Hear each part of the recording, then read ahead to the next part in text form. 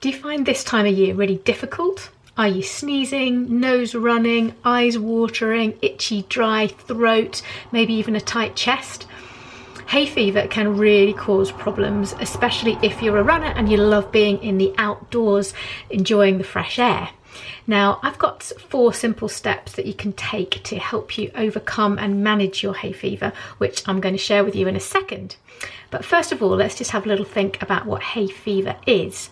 So hay fever is an allergy to pollen. Pollen is a very light, fine, powdery substance that comes off trees, grasses, plants, etc., and floats around in the air. When it then comes into contact with our mucous membranes, so the lining of our nose, our eyes, the back of our throat, then it triggers an immune response. The body recognises it as foreign and doesn't want it to be there. We call it an allergen. What happens then is that the body starts producing antibodies. Immunoglobulin E, IgE, is the main one that works here. The IgE and the pollen attach to mast cells, and the mast cells release their contents, which are lots of chemicals, including the chemical histamine. And we've all heard of antihistamine that we use in hay fever. So it's this histamine release from the mast cells that causes these allergic symptoms that we have. And the thing is about when you're running is that your body is trying to get as much air in as possible. You know, you're breathing deeply, you're breathing heavily, your nostrils are flaring to take in the air. And of course, that means you're taking in the pollen too. And this can lead to all sorts of symptoms. So yes, we classically say sneezing, itchy, watery eyes for hay fever, but also you can get a blocked up nose, you can get sinus pain, you can get headaches, you can get a dry cough, you might get a tight chest, you can feel just irritable and grumpy and tired sometimes when you get hay fever. So what are the 4 steps that I've got that will help you? So I call these the 4 C's. The first one is to count. If you know what the pollen count is, then you can decide whether or not it's a good idea for you to run. You can go to the Met Office website where there is a pollen count and you can actually check the exact number.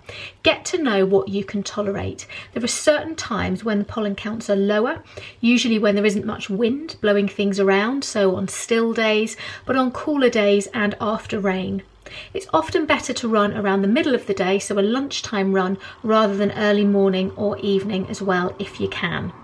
So get to know what's right for you. If it's going to be a really high count and you know it's going to upset you, perhaps that's the day that you do some cross training, you go for a swim, you maybe do a run on a treadmill, remembering to keep the windows closed to keep the pollen out. So that's count for number 1. The second one is cover. Quite simply, covering your body so that there's less chance of the pollen getting into it. So a hat with a cap with a brim is a good idea. Wrap around sunglasses, those ones that come right round the side, to stop the pollen getting into your eyes. And the other thing that you can do is you can use a blob of Vaseline or even some special barrier balms, which you plop on just on the bottom of your nose there, which can trap pollen and stop it getting into your nostrils. So that's a really, really good tip, is just to keep covered up. Then, so we've had count, we've had cover. Next is clean, really important one. When you come back from your run, straight away, take off your kit, put it in the washing machine. Have a shower, wash the pollen off your body, wash your hair. Okay, if you can get rid of the pollen, then it will be much less likely to be continuing to irritate you through the day. Wash your running kit, don't hang it on the washing line outside, hang it and dry it indoors. Otherwise it's going to sit on the washing line and it's just going to collect loads of pollen. And the final one is C for chat. Not quite so alliterative, but anyway, C for chat. Chat to your pharmacist, because there are so many things that you can use now for hay fever.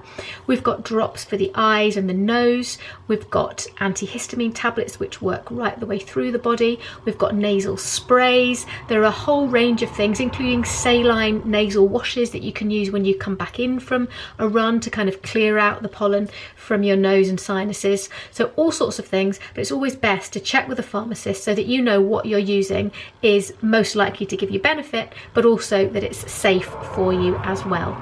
So there are the 4 C's: count, cover, clean, and chat. I hope that's helpful to you. As I say, I've written this in a blog too at drjulietmcgrattan.com if you like that.